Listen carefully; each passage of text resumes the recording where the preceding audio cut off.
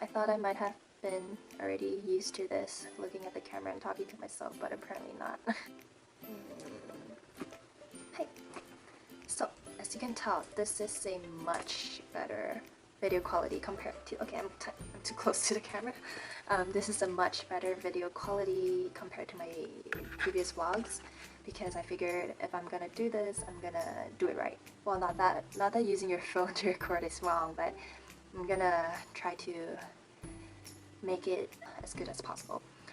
So today I'm gonna share with you a summary of my college life in the US, because I just oh, this makes me look like a turtle. I just graduated. I came to America in 2012 when I was 18. Studied 2 years, and then in my 3rd year I studied abroad to Taiwan and came back for the 4th year to finish my course, and I just graduated in December.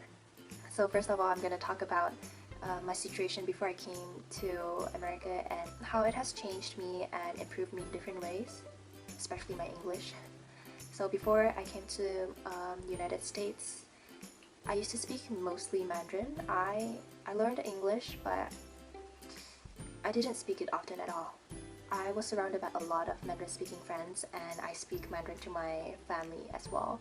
So Mandarin is my first language, but I've always had this kind of like little dream of mine to be able to speak fluent English. So when I first came to America, I had a goal for myself to kind of like push myself to get out of my own comfort zone and force myself to go meet new people, and that's what I did. I lived in the student dorm in my first year, and then I was kind of shy because of my English level. Rather than shy, I was not really confident, but I knew what I had to do, so I would force myself to go meet new friends at the dorm. Shout out to Genesis, Giselle, and Taylor, who helped me a lot during my first year. They are American students who lived on the same floor as me. I would literally go to their room, sit on the floor, and tell them that I want to improve my English. Ask them if I can just sit there and talk to them about whatever topic, and told them do not be afraid to point out whatever mistakes I made. That really helped me a lot, in the sense that I was more confident speaking English, and I wasn't too afraid to make mistakes because I knew they were nice people who would help me. Also, during my first semester, in the beginning of it, I would go up to every single professor of my classes and tell them, hi professor, I'm a foreign student and my English is not that good. Are you able to slow down the lecture a little bit so that I can understand better? And I'm so glad and fortunate to have met such friendly and nice professors. Another thing that helped me a lot in improving English is my major. My major is journalism, for those of you who don't know, which is most of you. I picked journalism in the beginning because of my love for languages. I didn't want to pick a specific language to major in because I felt like it would kind of limit my future career. So journalism was a good choice because I knew it would be hard and difficult.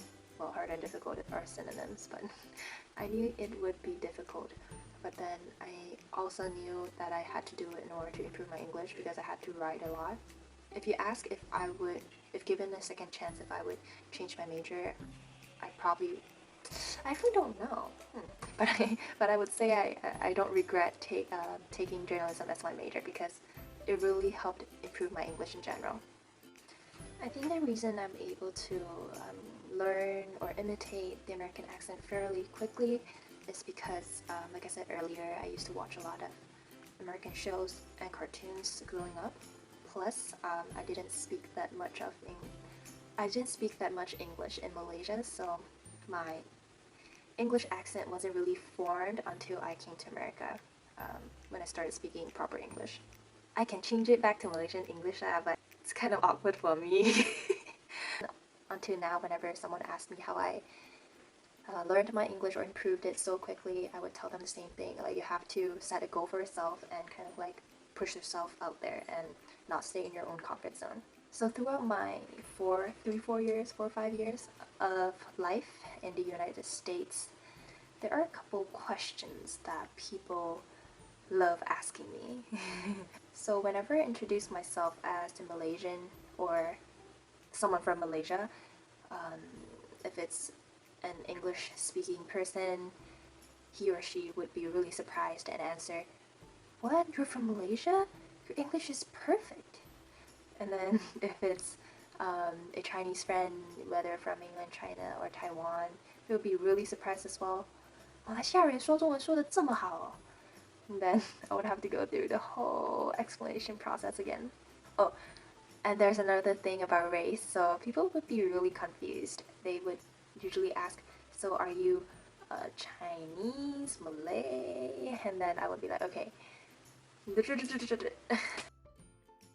First, number 1, Malaysian is our nationality, and then my race is Chinese. So Chinese, Malay, or Indian are races, and in fact, these are the 3 main races in Malaysia. And so I'm Malaysian Chinese.